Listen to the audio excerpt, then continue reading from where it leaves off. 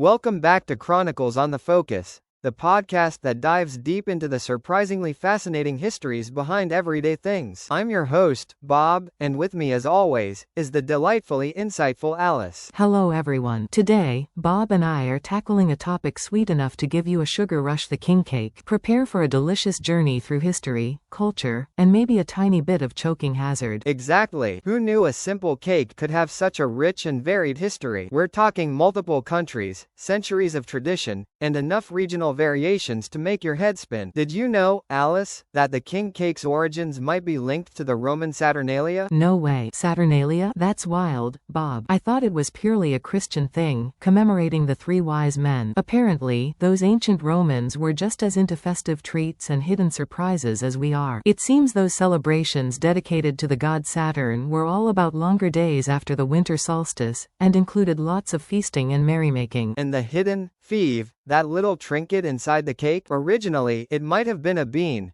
but then evolved into porcelain figurines.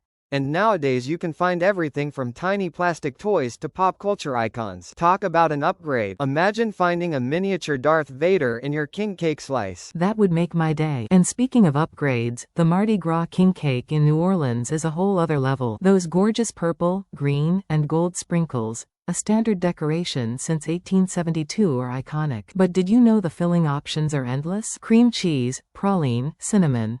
The possibilities are deliciously endless. And let's not forget the baby. In many versions, a tiny plastic baby Jesus is hidden inside, symbolizing luck and the responsibility of buying the next cake.